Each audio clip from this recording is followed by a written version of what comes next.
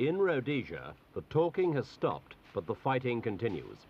These are men of Rhodesia's Light Infantry. They've been landed by helicopter somewhere along the eastern border. Their target, 30 guerrillas, who are reported hiding in the area.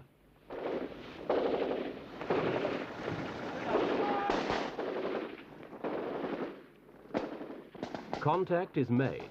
The battle's on.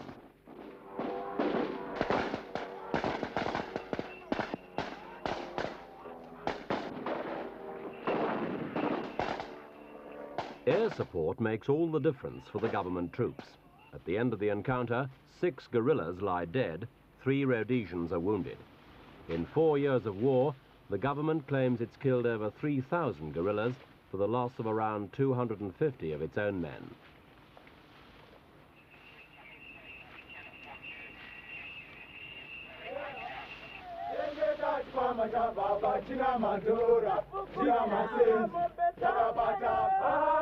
Despite its effectiveness, Rhodesia's army does have problems.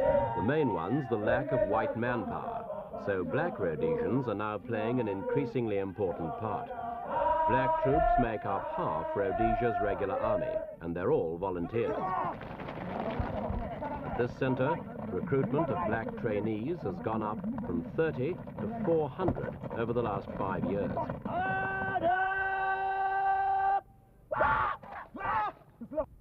These men earn twice the average African wage, and as volunteers, they even get slightly more than white conscripts.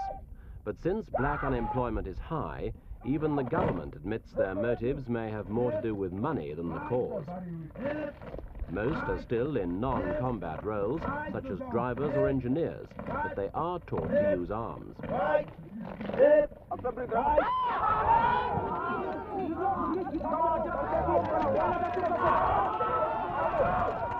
Training like this could be useful to the guerrillas, so black recruits are never dismissed, even if they're not up to standard.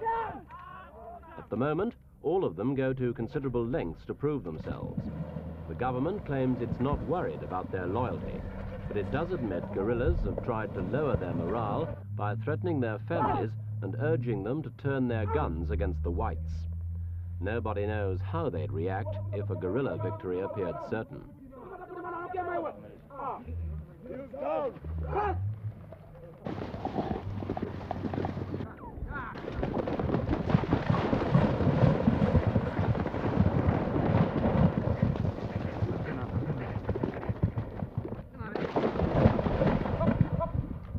Those white troops Rhodesia has got have to be made as effective as possible, and this is one way it's done. These are the Selous Scouts, a mounted infantry unit formed 18 months ago. The aim is to give troops extra mobility in the rough bush areas where guerrillas frequently operate.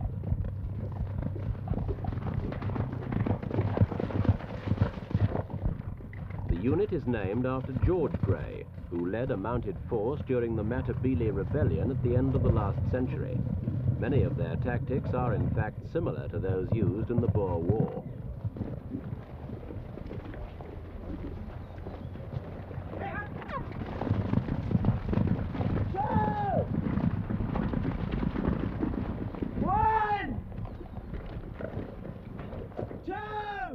They don't see themselves as cavalry. Once they're where they want to be, they leave their horses and become ordinary infantrymen. The only problem at this demonstration was that the horses proved very difficult to recapture.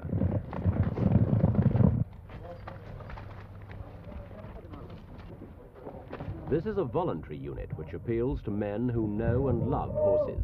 Not surprisingly, it contains members from every polo club in Rhodesia. Some Rhodesian army men were against the whole idea of the Scouts at first. They thought it was romantic and impractical. But the unit's proved itself in battle and is now expanding rapidly. We spoke to Commanding Officer Tony Stevens. We're using the horse as a means of mobility. The rugged terrain that the terrorists use here means that until now we were only able to get in on foot, or prior to the use of horses, or helicopter-borne troops. We've now got the ability to get into areas, stay there for a long time, and find tracks and generally hunt these chaps down. What sort of contribution are they really making to the war effort? A very big one.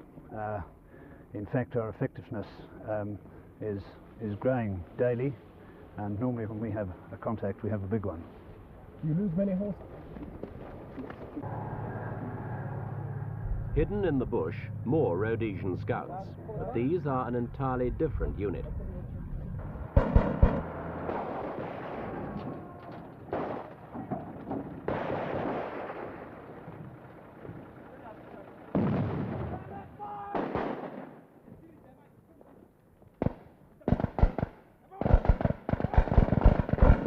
Anti-ambush drill, the conventional way to train soldiers.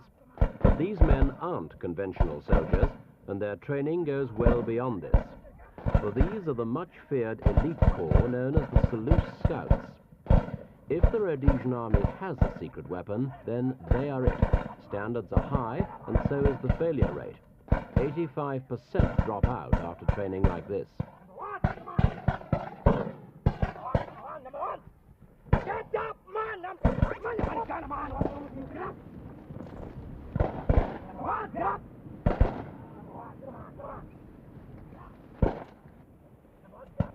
The Scouts' training camp is on the shores of Lake Kariba, and the best way to approach it is by boat. In normal times, it would be an area for tourists, but the only onlookers now are ones who betray no secrets, even if they never forget them.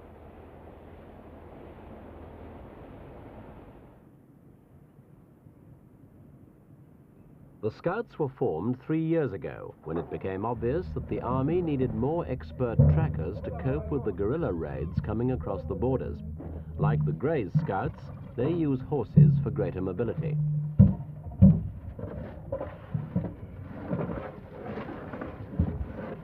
Black recruits outnumber whites by about 4 to 1, but whatever their color, all are volunteers.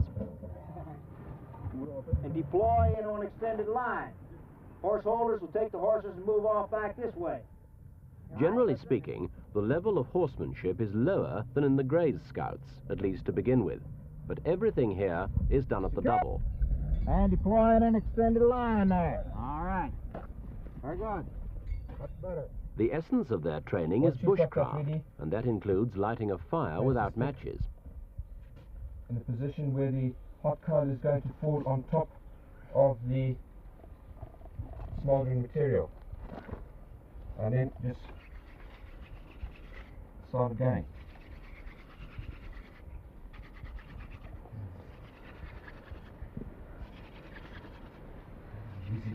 Easy to explain, not always easy to do, even for an expert.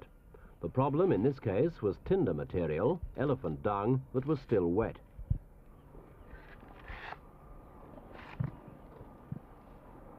The recruits are taught to use everything around them. The baobab tree is an especially good provider.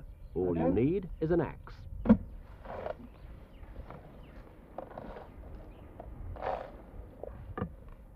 The baobab provides food from its leaves and a coffee substitute from its pips. Its inner bark provides not only water, but fiber to make string with. Essential knowledge if your bootlaces have snapped. The aim throughout is self-sufficiency. Rations are provided, but quantities are minimal, and there's usually only one delivery a month. If supplies run out before then, the Scouts simply have to fend for themselves. Now, there's two methods of hanging it up. Some people hang it up by the throat. They learn to catch their own food, and having caught it, how to skin it. Backwards, to the rear. Generally, it is skinned from the back, frontwards. Once you've got to this stage, the skinning operation is very, very easy. And They also learn how to get the best out of an animal. An impala's stomach holds 2 or 3 pints of water, which could be more important than the meat. There. Bring them. Selous Scouts have got to be fit, so an essential companion for the long route marches is a 50-pound sack of rocks. And get a decent paddy rock, not these pebbles, man. No, it's too big. What about this one, too?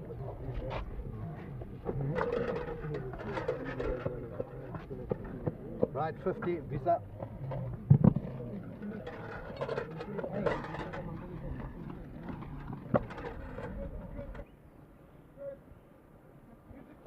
The assault course is terrifying and makes absolutely no concessions to mistakes. This sagging rope stretched between two trees takes the men over a 40-foot ravine. If a man falls off, the least he can expect is a broken leg. Several recruits have fallen, and they've all had to be evacuated to Salisbury as casualties.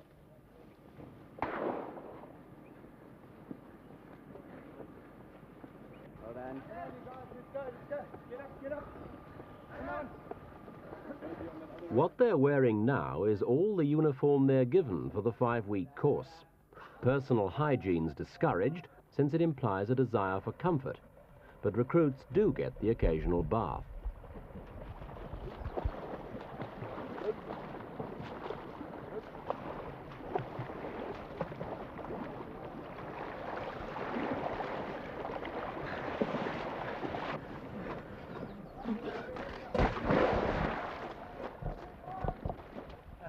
This is the second week of the course.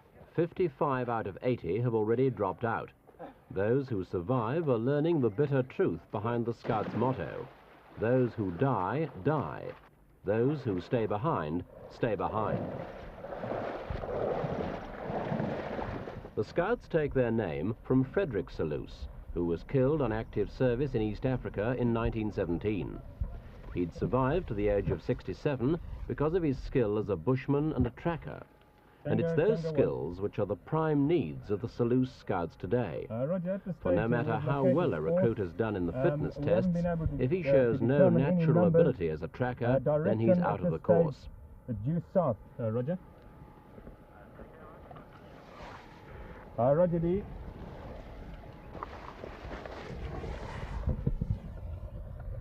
The unit claims it produces soldiers who are as much at home in the bush as the guerrillas, who have often grown up in it, and their record, they say, backs them up.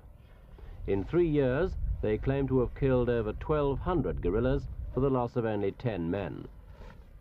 They are the most decorated unit in the Rhodesian army. Roger, at this stage, the numbers we estimate to 4 to 5. The direction is still due south. Other than that, we have no more information for you. Can we continue the follow-up? Until now, the Scouts have been surrounded with utmost secrecy. It's a court-martial offence for a Rhodesian Army regular even to talk about anything they do. This is the first time they've even taken the wraps off, and the first time their commanding officer, Major Reed Daly, has talked about them on film. Well, essentially, we like a well-trained conventional soldier to start with. We like a mature chap. We like chaps from about 23, 24 onwards. He must be a volunteer. This is very important to us. And he must pass his selection course, which you have seen part of. It's fairly stringent. He then will do a bush orientation course, and we will test him to see whether he has the natural abilities to make a tracker. If he you know, he could be a real Superman, but if he hasn't got the natural ability that one requires for a tracker, then this chap will not serve with us, because tracking is a natural thing. We merely develop these qualities which he has inherently. There's a lot of mystery about the Selous Scouts, a lot of mystique about it. I mean, do you consider yourself as an elite crack unit? I don't like this term elite and crack, quite frankly, because I think it puts the soldiers into the wrong psychological frame of mind. I like to think of us being efficient at our job and good soldiers. That's my sort of outlook, and this is the outlook I encourage our chaps to have. You put The main reason the Scouts are now facing publicity was the killing in February of 7 Roman Catholic missionaries. It was a brutal and apparently senseless killing that shocked blacks and whites alike. Black guerrillas were blamed at first, but there have since been whispered allegations that the Scouts had done it to whip up hatred against the guerrillas. It wasn't a charge the Scouts could suffer in silence.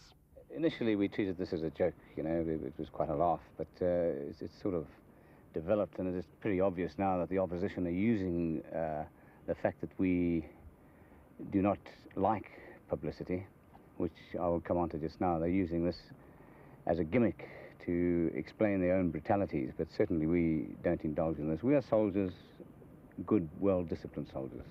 We would not indulge in this sort of thing. But you're very individualistic soldiers, and they move out and spend a lot of time on their own. Is there absolutely, totally convinced there's no chance that some of them could do something like this? Absolutely no chance. In any case, you know, we move in multiracial groups always. And, you know, people talk about dressing up as tours and so forth and so on. Well, as I've outlined to you just before, it's absolutely impossible for a European to pass off as an African, not in Africa.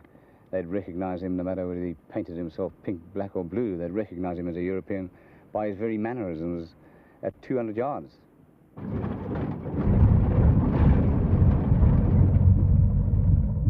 The effort to contain the guerrillas has at times taken Rhodesian forces across the nation's frontiers. This is the border area with black-ruled Botswana. And this was once a home for 10 people. 2 months ago, say the Botswana authorities, Rhodesian troops came across the border, only 300 meters away, burned down the farmstead and kidnapped the owner.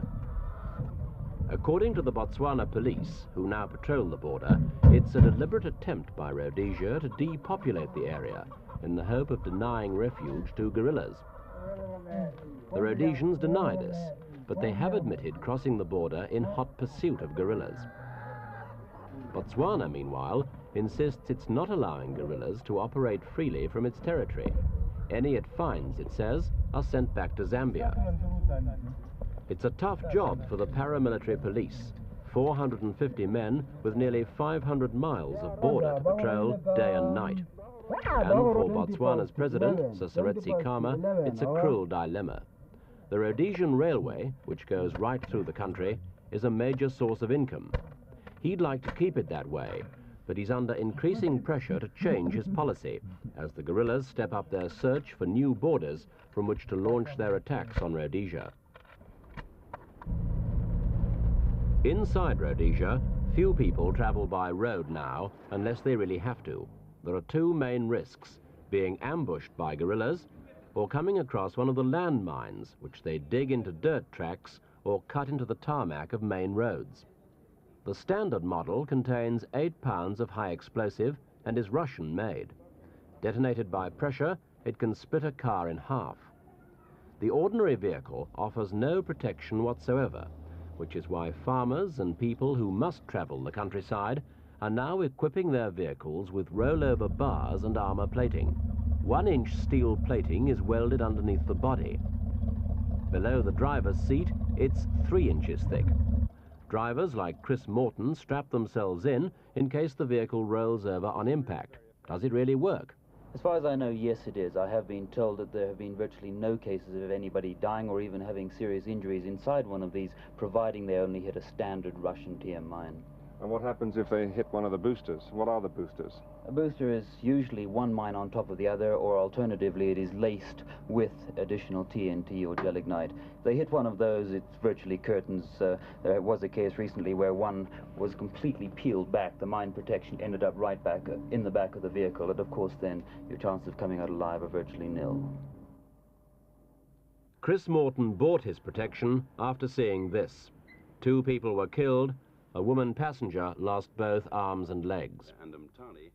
Traffic on major roads now moves in convoys guarded by the army, and regular radio bulletins keep travellers informed. Connecting with the main Fort Victoria Umtali convoy. Restrictions on hours of travel. Even within 30 miles of Salisbury, everyone tunes into the reports. A common trick now is to wait for another car to pass and then follow in its tracks. It's just one of several ways in which the war is getting through to ordinary Rhodesians.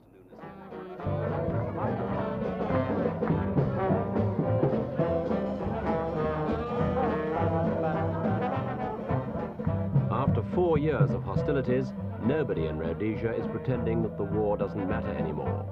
But sometimes it's difficult to tell.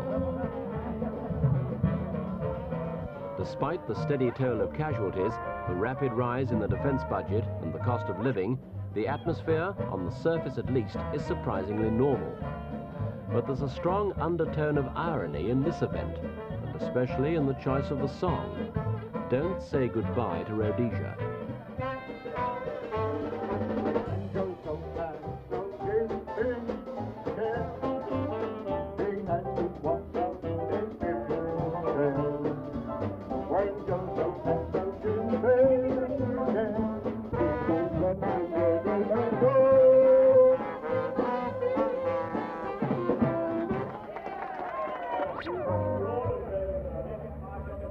The truth is that whites are saying goodbye to Rhodesia, and they're doing so in ever-increasing numbers.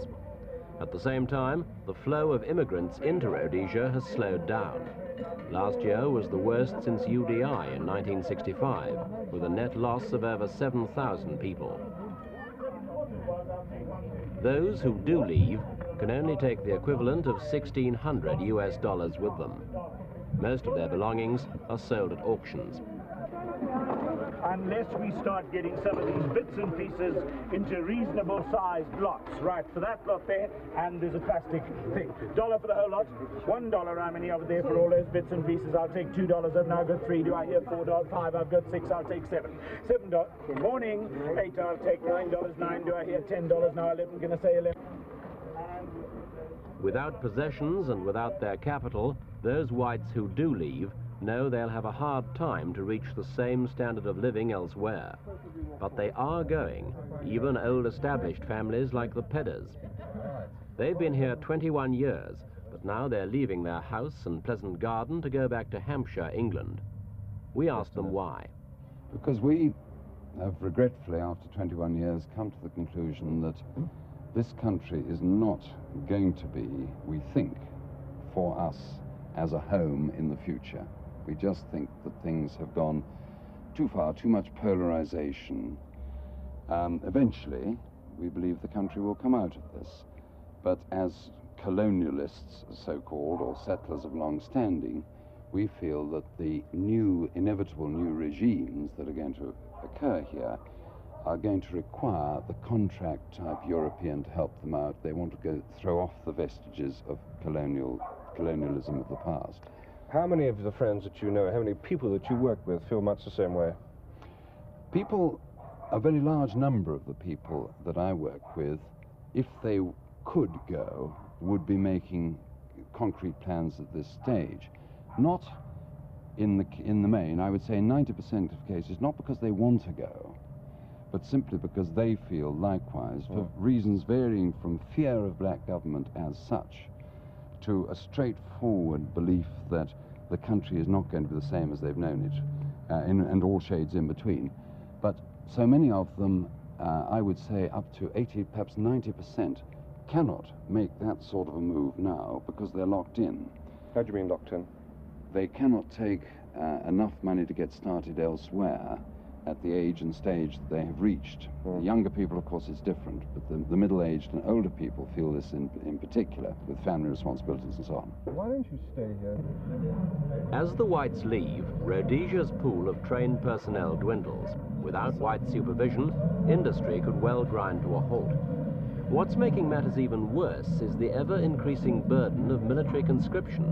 Blacks are volunteers, but whites and coloureds have to do 84 days of initial training, after which they can be called away at short notice for up to a month, 3 times a year. Many firms have to employ more whites than they would otherwise need.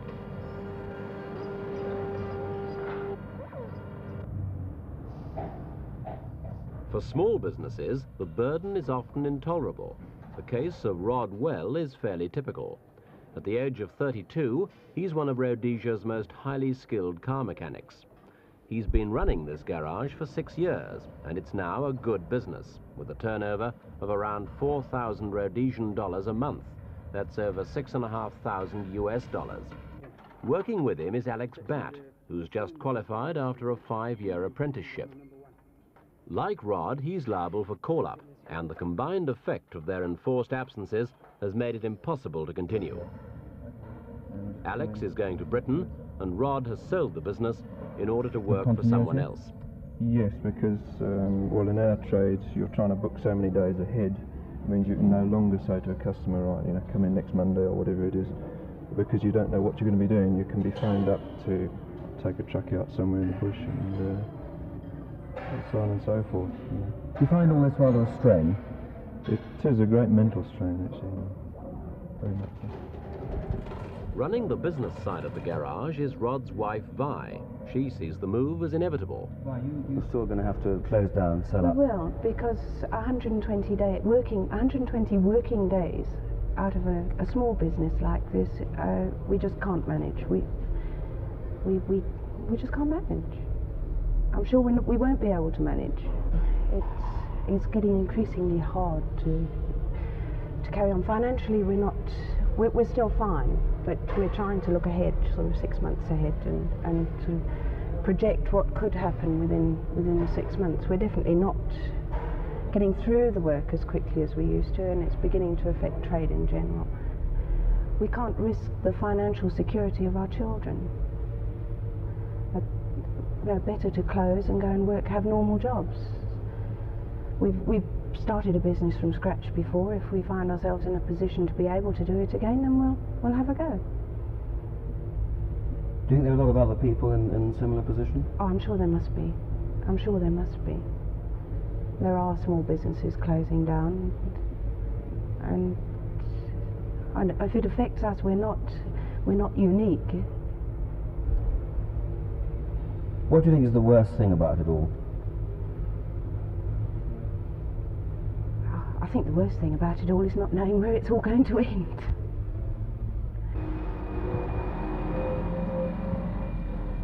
In the case of Rodwell Motors, it's just 3 people. But people with skills Rhodesia now needs more than ever. Multiplied over and over again, it amounts to a serious drain on Rhodesia's white manpower and a blow to Rhodesia's Premier, Ian Smith. Last year, Mr. Smith came to an agreement with US Secretary of State Henry Kissinger because he thought he'd been offered the kind of solution which would keep white capital and know-how in Rhodesia. And when the subsequent talks in Geneva failed, it was because Mr. Smith believed the security arrangements wouldn't enable him to keep white morale high enough to stop the outflow of white settlers. Faced with the current situation on his borders, it's a problem Mr. Smith has yet to solve.